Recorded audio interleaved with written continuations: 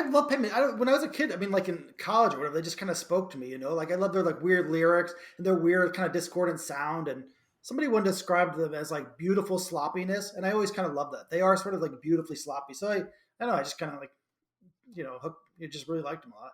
You're listening to part one of a conversation between Michael Brumm, longtime fan of Pavement, and Tamara Federici, producer of Every Band Ever, already in progress. So I know I have never brought this up before, but this is just something that I've been doing with producing the bands, like since you've known me in Chicago.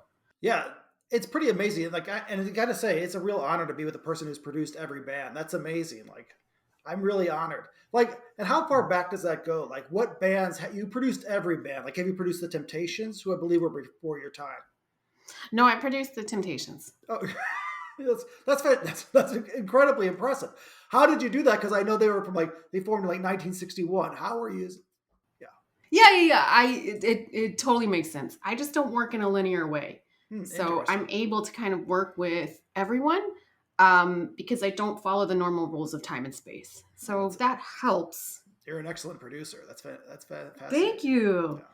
Yeah, that was some good early work. Yeah, and have you done like all types of music, like Jingle Dogs, those dogs that bark, roof, roof, roof? Have you worked with those before? Yes, yes. And you know what? They're rewarding. Dogs are rewarding. And you know what they get about music?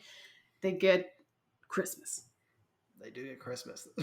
That's true. They love it. I think they know they're getting treats, and so they're motivated to sing, you know? Fascinating.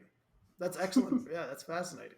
Yeah, and if I could ask you, like, I know you worked with Pavement, who I am a huge fan of. Like, what made you sign them? I know their first album was Slanted and Enchanted. What did you hear from them that made you want to sign them? Oh, I think I don't really sign them like an agent, but I will produce them, as in like help them get their sound or help them get their start, things like that. But I wanted to work with them because, like Stephen Malkmus started when he was 16 and just playing like doofy stuff. And, I think I just had a feeling that they would be like the quintessential indie rock band. And then that kind of came to pass in the they started in the 90s for like a decade, and I just kind of liked something about their shagginess. And like their first, which albums are your favorite?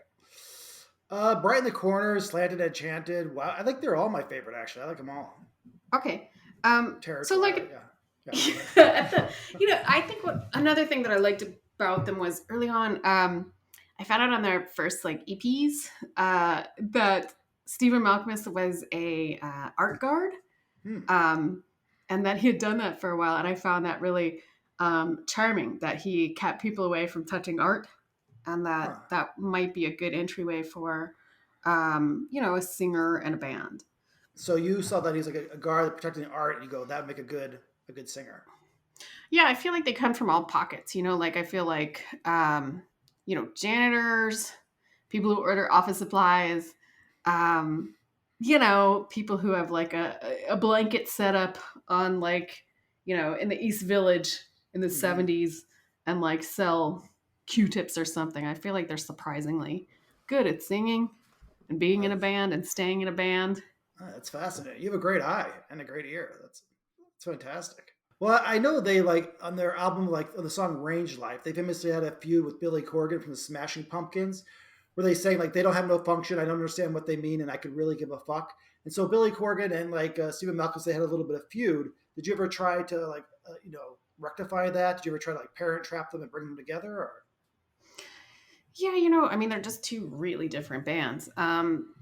Stephen Malkmus is coming from California, and Billy Corgan is coming from Chicago. And, that's sort of like having a vegan skate rat potluck. And then, Billy Corgan is just not goth, but he's just dark and dark and gloomy, possibly windy from Chicago. Yeah. And, those two guys aren't going to see eye to eye on a lot of things. But I'm trying to think of what I did. There's been a lot of, you have to keep a lot of people apart from each other in different bands. But this one was, I think mostly I put fart spray in between them. And that worked out pretty well. Like you just do a couple and then you disorient them They don't know who dealt it, so they Yeah. don't, and they don't know if it was them.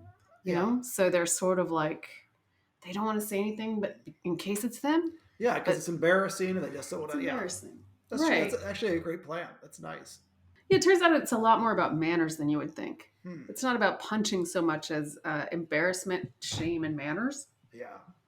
and then you get them to back off. But do you have a favorite album? Like of all the albums you produced of them, do you have a favorite one? You know, I have favorite songs. I really like "Baby Come On." I like "Carrot Rope."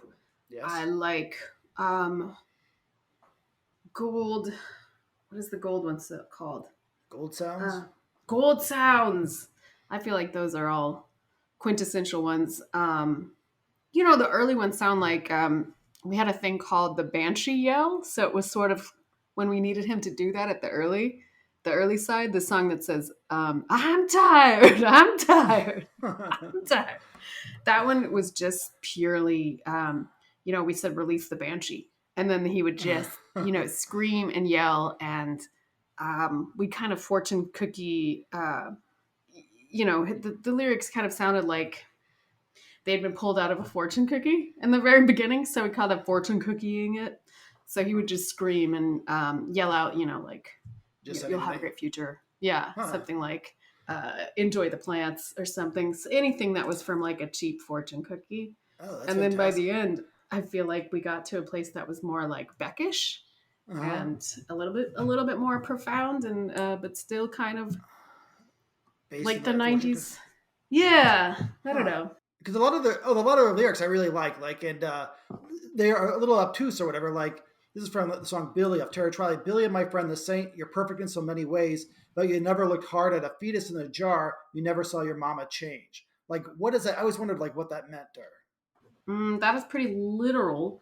Uh, you know, there was an odd friend at Stephen's house, and he had about 3 fetuses in a jar. And, you know, that's not really done. That's not a Mm-hmm. thing that people do much. It's Maybe not a way to illegal. Yeah. decorate. It's not a way Yeah. it's just not a way to be. Yeah. So I think it was his kind of coming to accept that as somebody's decor. That's what the fetus in a jar was about. And then Matador asked them to change it, so they did. And they just went on tour. I actually just saw them in Brooklyn, and a lot of them are in their 50s. I think some are even in their 60s. Like, how does that? How, do you work with them for that? I don't know that you just produce their albums, but do you work with them on tour? Like, do you, since they are a little bit older, do you like make them stretch or anything? Is there any routine you guys do to get them in shape?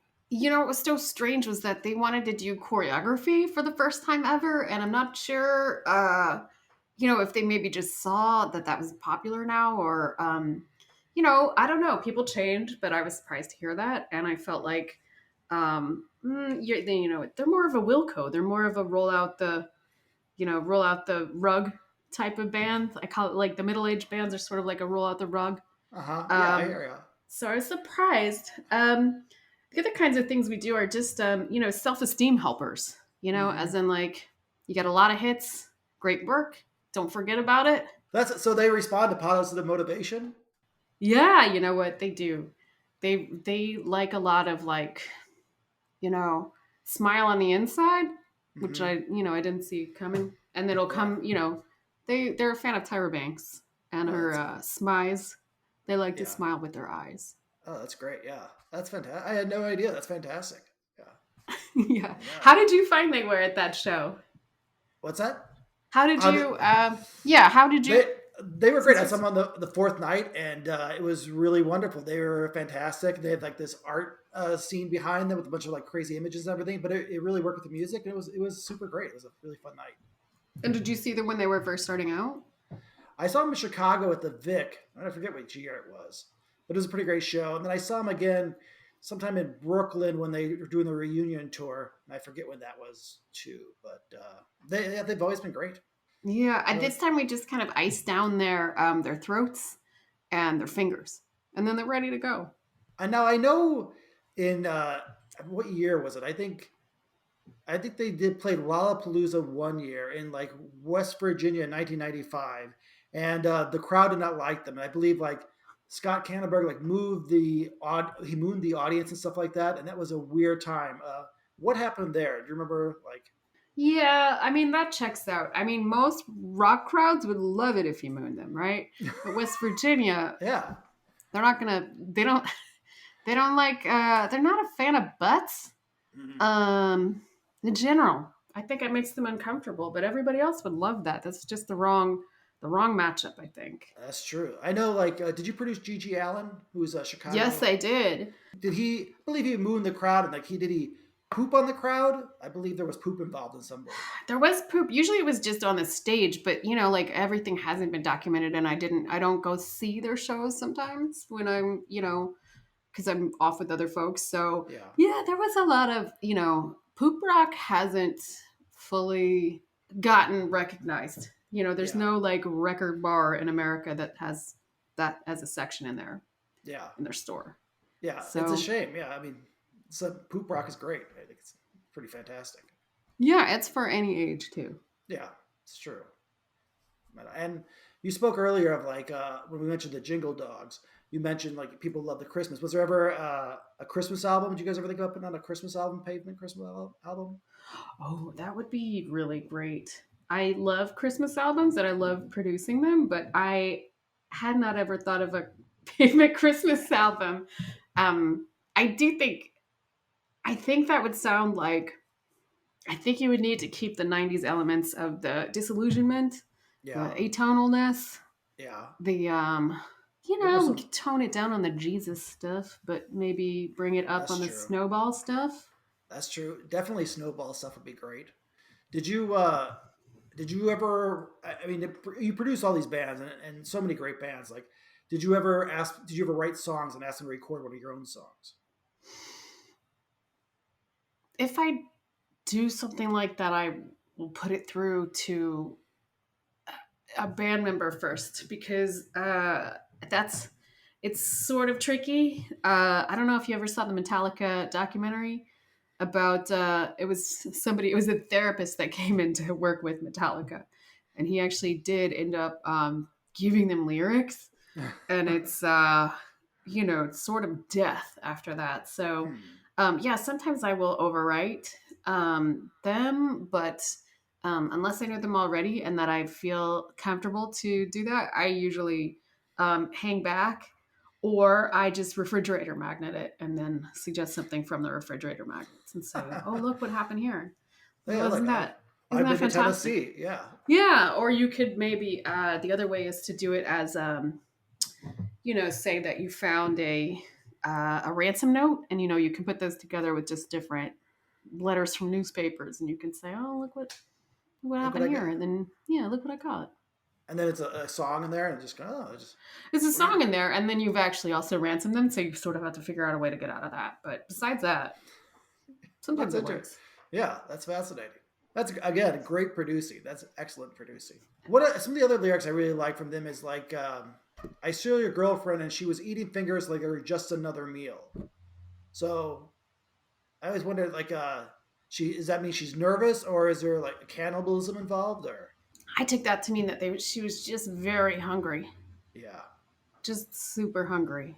yeah, Is that the summer? Is that Summer Babe, or I that believe so. is I think that is Summer Babe. She's later? yeah. Um, So this is probably early in their career. They're kind of starving. They yeah, probably and had a I lot of friends that were very hungry. right, and that was in the summertime. You let a lot of stuff go in the summertime that you won't in the winter. You know That's what I right. mean?